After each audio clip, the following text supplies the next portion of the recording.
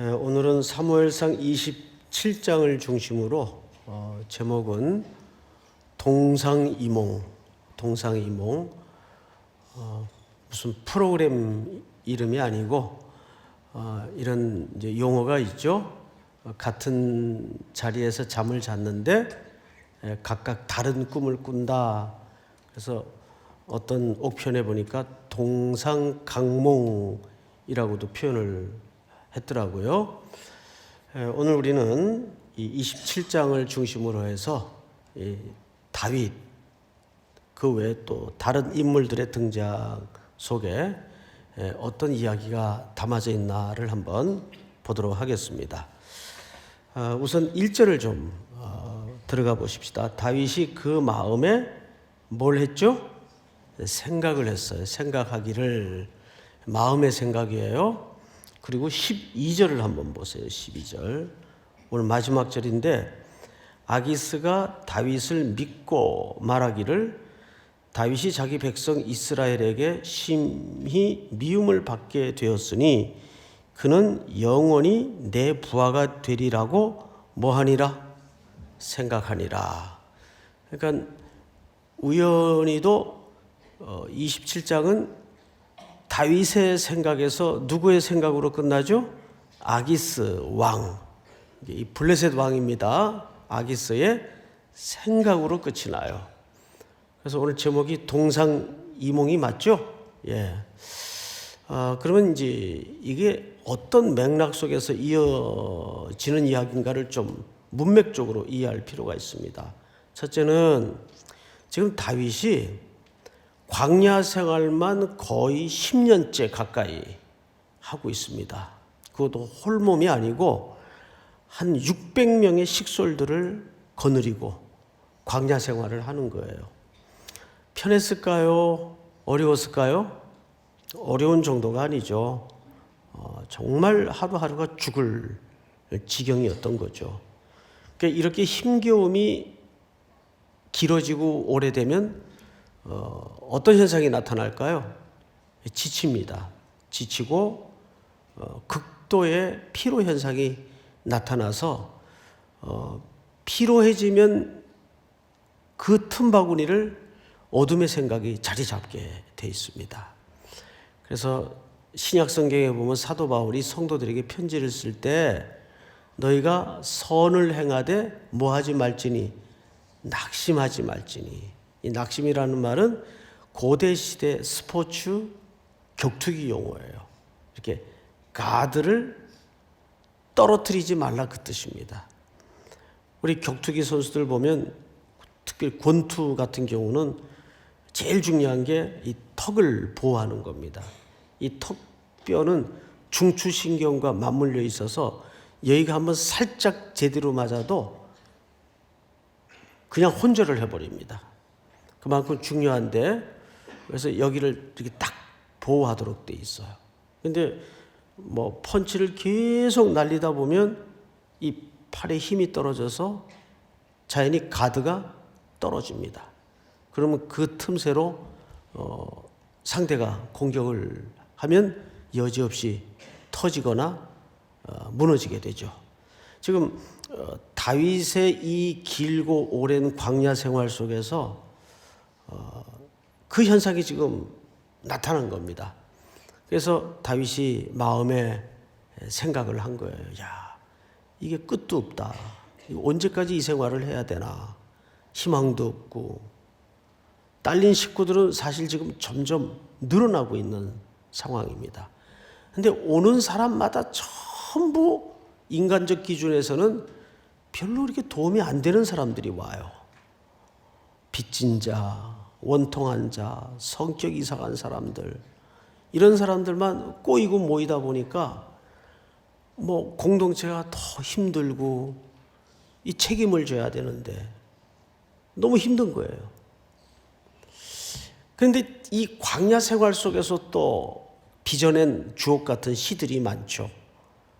초창기에는 누구까지 왔는가 하면 22장에 보면 그 아버지의 집안, 형제들이 다 다윗이 숨어 있는 데로 와요.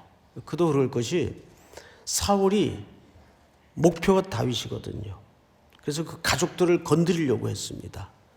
그러니까 가족들도 다윗 때문에 더 이상 편안히 살 수가 없는 환경이 되니까 차라리 이럴 바엔 도망자 다윗 우리 아들과 합류하자.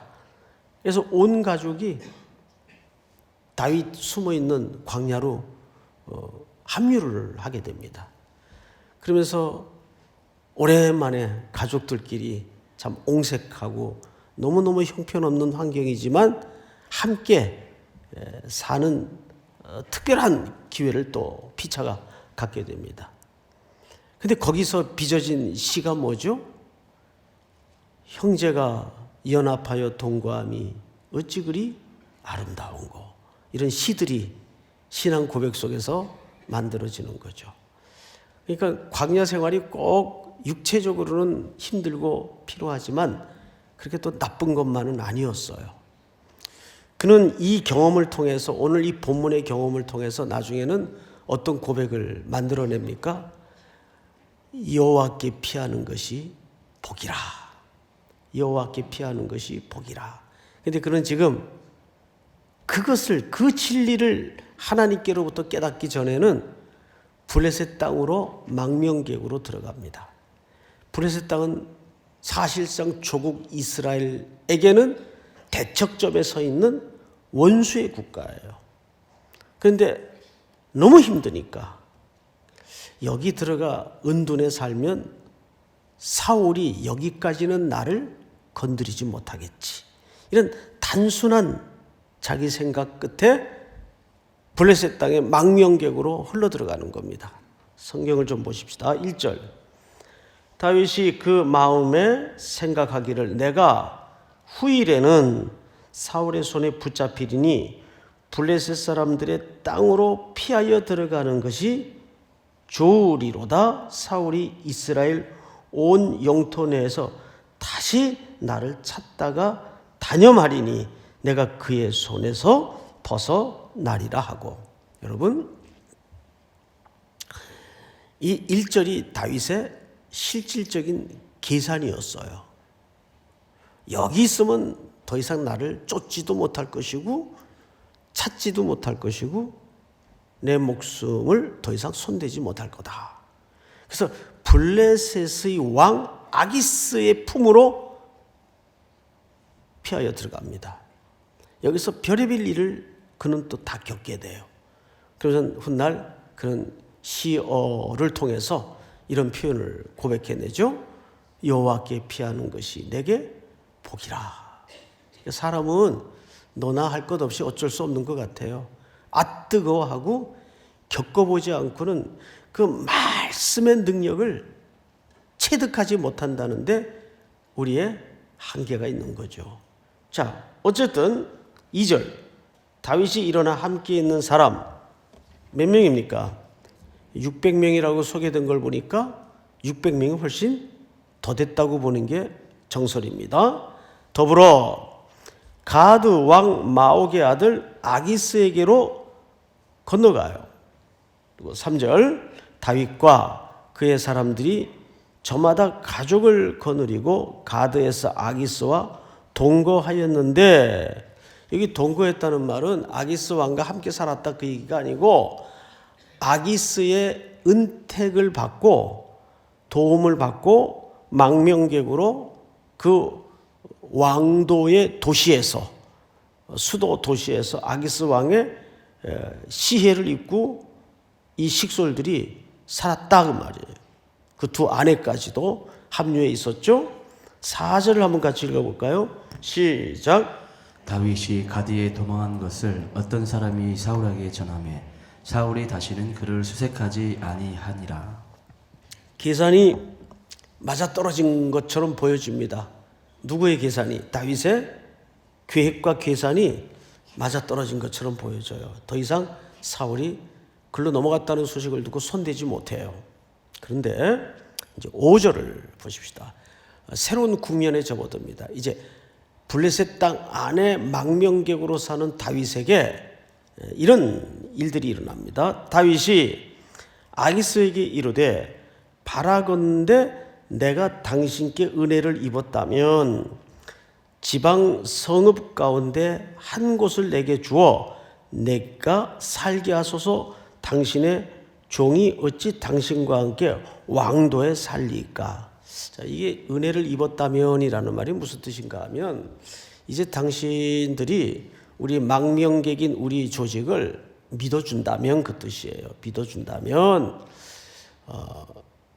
이 블레셋 지역의 어느 한 곳을 우리에게 좀 허락해서 우리가 좀 따로 공동체를 이루어 살도록 혜택을 주시면 어떻겠습니까? 이렇게 제안을 한 거죠. 이것을 아기스가 좋게 여겼어요. 그래서 6절, 아기스가 그날에 시글락을 그에게 주었으므로 시글락이 오늘까지 유다 왕에게 속하니라. 자, 여러분, 그거 좋은 생각이요. 그러면 이렇게 합시다. 저 시글락이라는 땅이 있는데 거기 당신들 따로 모여서 거기서 주거지를 삼고 거기서 새로운 출발을 하십시오. 이렇게 된 거죠. 근데 그 지명이 어디예요? 시글락이에요. 시글락. 자, 여기에 참 오묘한 하나님의 보이지 않는 스케줄을, 섭리를, 시간표를 뜻밖의 만나게 됩니다. 우리 여호수아서 15장을 한번 띄워주실까요? 2절을 보겠는데 1절입니다. 시작. 또 유다 자손의 지파가 그들의 가족대로 제비 뽑은 땅의 남쪽으로는 에돔 경계에 이르고 또 남쪽 끝은 신광야까지니라. 그 다음에 31절을 좀 띄워주세요. 시글락과 쭉 설명을 하다가 시글락과 맛만나와 산산나와 이렇게 돼 있어요. 그러니까 이 시글락은 원래 여호수아 시절에 여호수아가 유다 지파에게 분배한 땅이었어요. 근데 지금 이 땅이 어디로 넘어가 있죠? 블레셋으로 넘어가 있는 거예요. 그럼 둘 중에 하나예요.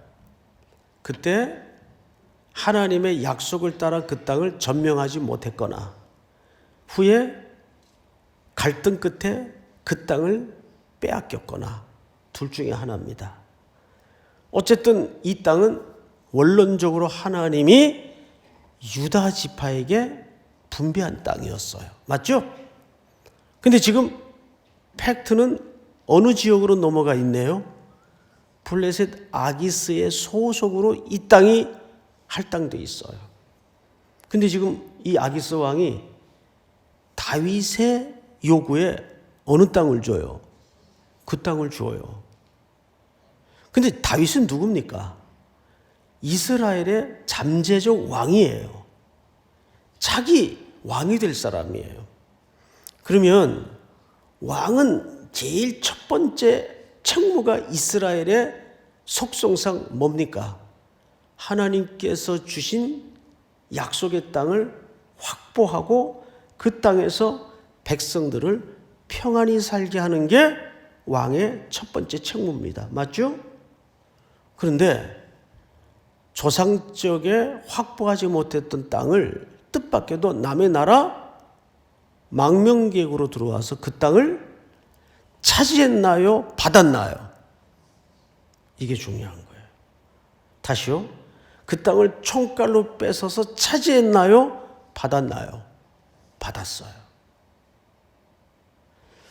여기서 우리는 성도가 사는 원리, 하나님의 나라의 원리를 여기서 발견하는 거예요. 제가 가끔 우리 교육자님들에게나 또 우리 청년들에게 이런 부탁을 한 적이 있는 걸 기억하실 겁니다. 인생을 살거나 목회를 하면서 해결하는 사람이 되지 말고 해결받는 사람이 되라. 기억하실 거예요. 그거는 우리가 사는 원리 중에서도 아주 중요한 원리입니다. 사람이 제일 못하는 게 하나님의 시간표를 기다리는 걸 가장 어려워해요. 이러고 가만히 손 놓고 있으면 혼자 바보 되는 거 아닐까? 나만 뒤처지는 거 아닐까? 그래서 뭔가 전략을 가지고 뭔가 자꾸 자꾸 이 머리를 굴려요. 그리고 쏘다니고 쫓아다녀요. 분분해요. 그때 흔들리지 말고 하나님께만 집중하는 게 진짜 어렵습니다. 우린 그걸 뭐라 그러죠? 믿음이라고 해요.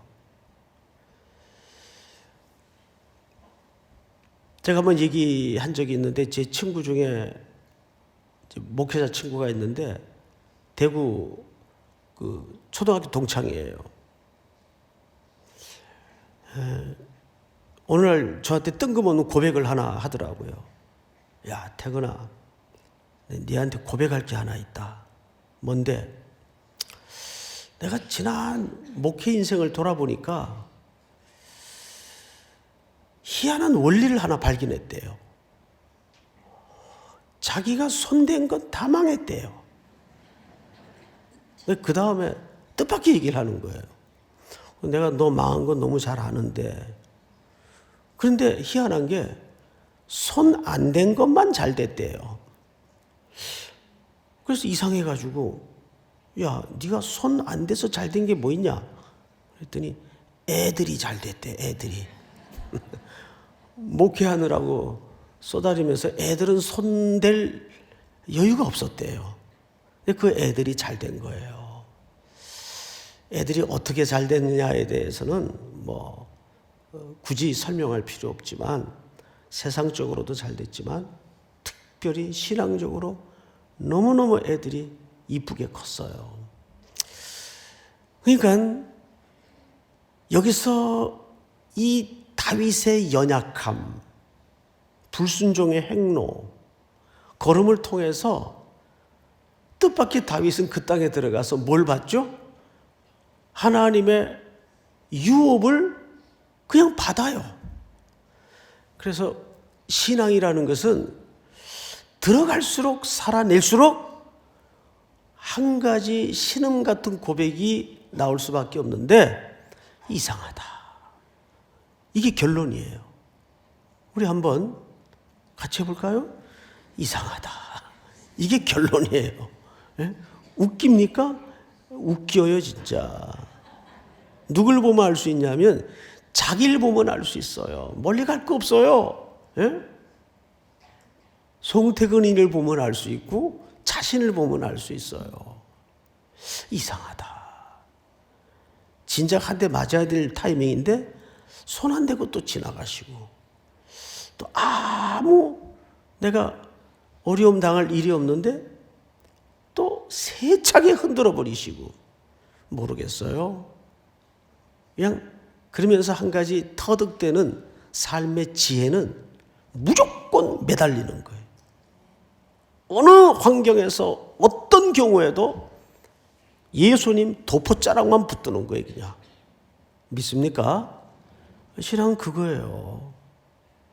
다윗이 그것을 이런 불온한 행로와 그럼에도 일관되게 부어주시는 하나님의 계획을 시간표를 확인하면서 그 시편을 보면 어마어마한 깊은 인생의 지혜를 쏟아내지 않습니까?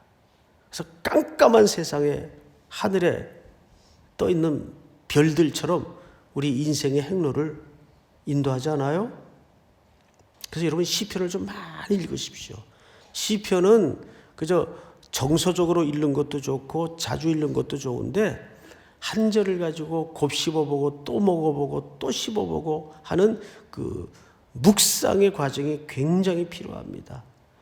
우리가 시편을 읽을 때는 형제가 연합하여 동거함이 어찌 그리 아름다운고 이 한 절을 덜렁 읽어놓으면 뭐 당연하지 이렇게 생각을 하는데 그 이면에는 그 광야에서 치열한 삶으로 녹아낸 형제끼리 부딪혀가면서 그 어려울 때 칠흑 같은 고난 속에 함께했던 그 누구도 이해할 수 없고 흉내낼 수 없는 시간들이 있었단 말이에요. 그게 시편이에요. 자, 그렇게 다윗은 자기의 연약한 실패 행로에도 불구하고 하나님의 스케줄 속에서 진행되고 있는 그 하나님의 나라, 유업을 받는 결말을 안게 됩니다. 이게 하나님의 택한 자들의 행복입니다. 그래서 신명기에 보면 이스라엘을 뭐라고 표현했죠? 너희는 행복자로다. 행복자로다. 자, 성경을 보세요. 7절, 8절로 넘어갑니다. 다윗과 그의 사람들이 올라가서 그술 사람과 기르스 사람과 아말렉 사람을 침노하였으니 그들은 옛적부터 술과 애굽 땅으로 지나가는 지방의 주민이라. 여기 대표적으로 우리에게 익숙한 족속 하나가 있죠. 아말렉 족속입니다. 이 사람들은 이스라엘 백성들이 출애굽할 때 제일 먼저 그 행로를 틀어막고 시비를 일으켰던 민족이죠. 이 아말렉에 대해서는 오는 주일날 저녁에 굉장히 중요한 주제이기 때문에 상세하게 다룰 내용이기 때문에 새벽에 그냥 살짝 지나가겠습니다. 어쨌든 싸웠어요. 그런데 아기스에게 보고를 하러 옵니다. 9절, 다윗이 그 땅을 쳐서 남녀를 살려두지 아니하고, 그러니까 완전히 헤렘법처럼 전멸을 시킨 거예요. 양과 소와 나귀와 낙타와 의복을 빼앗아 가지고 돌아와 아기스에게 이르매, 아기스가 묻습니다. 너희가 오늘 누구하고 싸웠냐? 이렇게 이제 질문한 거예요. 누구를 침노했냐? 그래서 다윗이 이런 대답을 해요. 10절, 다윗이, 거기서부터 여러분 읽기 바랍니다. 시작. 다윗이 이르되 유다 네겝과 여라 무엘 사람의 네겝과 겐 사람의 네겝이니이다 하였더라. 이상하죠? 다윗이 싸웠던 대상과 다윗이 아기스에게 말하는 싸웠다고 대답을 꺼내놓는 대상과 같습니까? 다릅습니까? 같아요? 달라요? 완전히 딴 얘기를 지금 하고 있어요. 그러니까 다윗이 지금 진실을 얘기하는 겁니까? 거짓을 얘기하는 겁니까? 거짓을 얘기하는 거예요. 사실상 다윗이 싸운 적들은 이스라엘의 적이에요. 유다의 적이에요. 아말렉, 대표적인 종족이죠. 근데 돌아와서는 천연덕스럽게 다윗이 누구랑 싸웠다고 거짓 보고를 하냐면 유다와 이스라엘 백성들과 싸웠다고 거짓 보고를 해요. 그럼 유다와 이스라엘은 다윗에게 누굽니까? 자기 조국이에요. 자기 조국의 백성과 싸웠다고 거짓말을 하는 거예요. 여기에는 복심이 있습니다. 누구를 안심시키기 위해서, 아기스를 안심시키기 위해서. 그래서 아기스가 계산대로 넘어갑니다. 보세요. 몇 절을 보시냐면 12절 제가 읽습니다. 아기스가 다윗을 믿고 말하기를 다윗이 자기 백성 이스라엘에게 심히 미움을 받게 하였으니 그는 영원히 내 부하가 되리라 또 생각을 해요. 그러니까 동상이몽이죠. 자기 조국과 전쟁을 벌여서 사륙이 벌어질 정도면 이제 다윗은 더 이상 자기 조국의 왕이 될 수도 없고 더더군다나 돌아갈 수도 없겠구나. 이 정도 탁월한 인물이 완전히 내 수하에 들어와서 내 부하가 되기에 절호의 기회다. 이 정도 인물 하나쯤 내 장수 중에 한 명으로 두는 것도 내 통치의 질서상 나쁘지 않겠다. 확신을 가진 거예요. 누구에 대해서? 다윗에 대해서. 그리고는 이제 28장에는 우리가 일일이 살펴보지는 않겠지만 어떤 일이 벌어지는가 하면 그 이스라엘과 아기스가 전쟁을 벌립니다. 그럼 이제 병력을 동원해야 돼요. 그럼 당연히 누구를 같이 가자 그랬을까요? 다윗. 그럼 다윗은 누구랑 싸워야 돼요? 조국과 싸워야 돼요. 자기의 조국과 싸워야 돼요. 질문. 다윗이 갔을까요? 안 갔을까요? 갔을까요? 안 갔을까요? 이제 조국과 가서 싸워야 돼요. 안 갔어요? 갑니다. 출정을 같이 해요. 어쩌자고. 그런데 그 계획을 누가 막냐 하면 아기스의 부하들이, 참모들이 막아요. 각하, 이건 아닙니다. 피는 물보다 진합니다. 어떻게 합니까? 전쟁터에서 말머리만 돌리면 우리는 꼼짝없이 사면초가에 빠지게 됩니다. 이 전쟁에서 돌아가게 하십시오. 그래서 돌아가요. 시글락으로. 근데 여기에 하나님의 이중적인 계획이 있었다는 걸 뒤늦게서야 발견해요. 첫째, 시글락으로 돌아와 보니까 앞에 있었던 그 사륙과 전쟁을 보복한다고 군대가 시글락에 들어와서 쑥밭을 만들어 놓은 거예요. 그 다윗의 병사들이 그걸 회복하고 다 찾아내요. 큰일 날 뻔했죠. 몽땅 전쟁에 나갔으면. 그런데 다윗은 이 까닭으로 전쟁에 참여하지 않지만 자기 공동체를 회복하는 구원자의 역할을 하게 됩니다. 그런데 여기에 더 큰 일이 숨어 있었어요.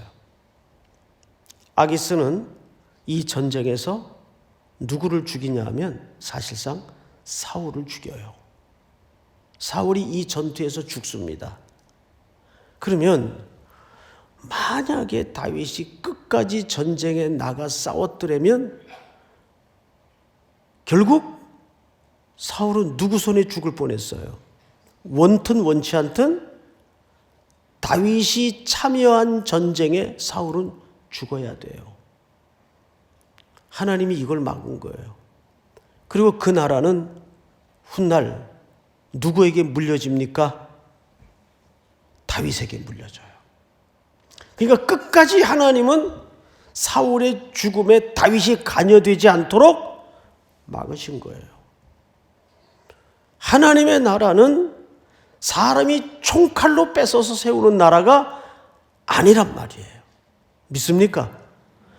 여러분, 이것은 이 본문에서 우리가 눈치채지 못하게 정치공학을 통해서 하나님이 드러내시는 하나님의 놀라운 원리요 질서입니다. 오늘 이 아침에 우리 3일의 모든 성도들이 일관된, 그러니까 인간의 연약함에도 불구하고 일관되게 진행되고 있는 하나님의 시간표를 볼 줄 알아야 돼요. 믿습니까? 두 번째는 하나님의 나라는 인간의 노력으로 쟁취로 얻어지는 나라가 아니라는 겁니다. 믿습니까? 하나님이 주셔야 받을 수 있는 나라예요. 이것을 이 전체적인 이야기 속에 담아내고 싶었던 거죠. 그리고 마지막 세 번째는, 자, 우리는 실패할 수 있어요, 없어요? 예, 연약해서 또 넘어질 수 있고 실패할 수 있지만 하나님은 실패해요, 안 해요? 하나님은 실패할 수 없어요. 아니, 실패하지 않아요. 그러면 결국 우리는 내 실패와 못남과 약함과 좌절에 너무 몰두하는 것도 신앙적이질 않아요. 그래, 나는 또 넘어져도 누구는 이기신다? 하나님은 이기신다. 하나님은 실패하지 않는다. 그러니까 너무 내가 잘해야 된다, 내가 못하면 큰일 난다, 이거 실패하면 어떡하지? 여기에 전전긍긍할 이유가 없어요. 우리는 그런 상황 속에서도 일관되게 실패할 수 없는 누구에게 집중하면 될까요? 그분께 붙들리면 되는 거예요. 믿습니까? 이것이 진짜 우리가 절망 속에서도 무너질 수 없는 희망이고 근거입니다. 오늘 이 말씀이 또 하루 또 남은 시간을 살아내는 여러분들에게 큰 용기와 믿음의 빙거가 될 수 있기를 주의 이름으로 축원합니다. 우리 기도합시다. 오늘 주신 말씀 붙들고, 두 번째는 여러분들이 가지고 나온 제목과 또 밟아야 될 어둠의 땅, 전해야 될 복음을 위해서 주여 한번 부른 다음에 소리내어 통성으로 기도합니다. 주여, 하나님 아버지 감사합니다. 오늘도 우리들에게 귀한 시간 주시고 하나님 앞에 불러서 주시고